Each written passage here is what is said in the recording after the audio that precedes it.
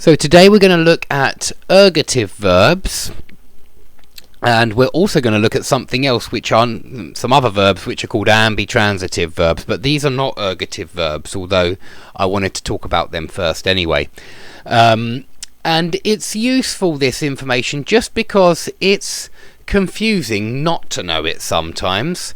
I often hear a mistake, something like the weather was changed, and this is because change is an ergative verb, and the most common way of putting it is not the weather was changed, because immediately you think the weather was changed by who?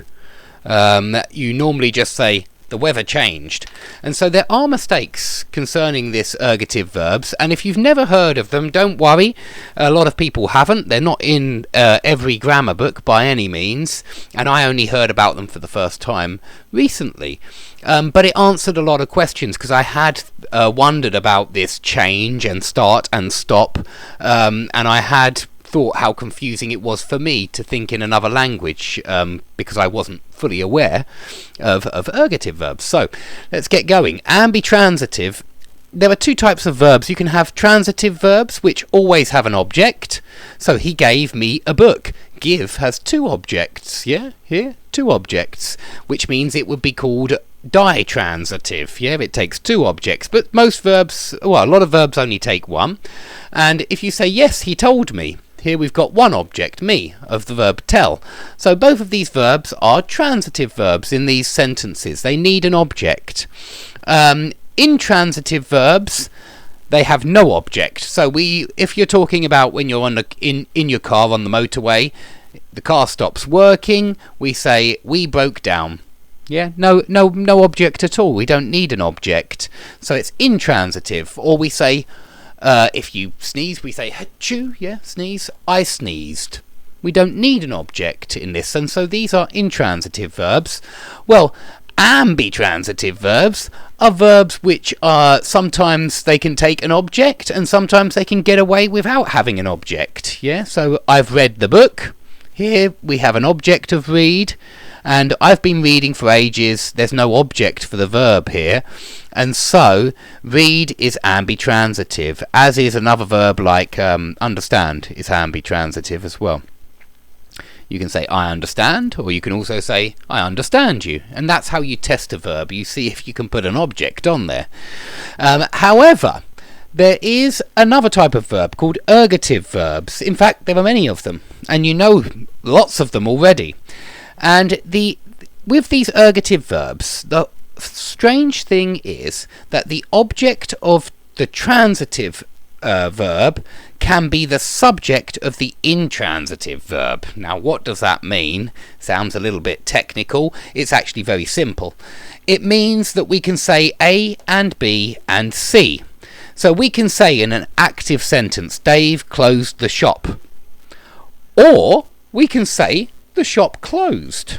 Now that should already be a bit strange for you guys. You might be thinking, hang on, when we make this the subject of the sentence, we should use passive. We should say the shop was closed by Dave if we want to mention the agent. Well, that's what's so weird about ergative verbs. You can just use them actively with the object of the ordinary active sentence as a subject. Yeah, it means that the verb works both ways round, and it does actually cause some problems, and this is where the mistake of the weather was changed is where it came from. We can just say the weather changed, even though change can be used in an active sense with an object. Okay, so let's look at some other verbs which are ergative verbs. The first one which came to my mind was increase, and again this causes some problems. We say we increased the price, of our product, or we can say the price increased of our product.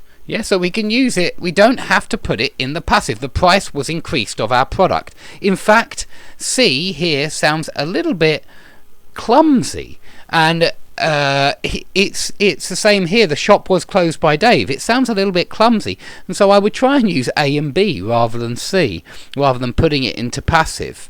And it's just unnecessary, and it avoids mentioning the agent, and so it has a certain effect on the listener.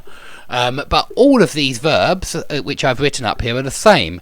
And so try to use these two rather than the last one when you use these verbs. But they're verbs of movement. Yeah, you can say I moved the ball to the left, or you can also say the ball moved to the left. You don't have to say the ball was moved to the left. Okay, this is how we can tell if it's an ergative verb. This is a test, really. If A and B both sound good, and B sounds a little bit nicer and clearer and simpler than C, then it's an ergative verb. Okay, so these verbs of movement: spin, shake, move, bounce, skid, turn. Yeah, we turned left, or we can say we turned the car left, or the car turned left. And also these ones with change and starting, stopping, beginning, finishing, opening and closing as well. Which, open would be exactly the same as close. And increase and decrease. Damage is another good one. Break being one which I've forgotten to write here, yeah? You can say I broke the vase, or the vase broke. And it's the same as the vase was broken by me.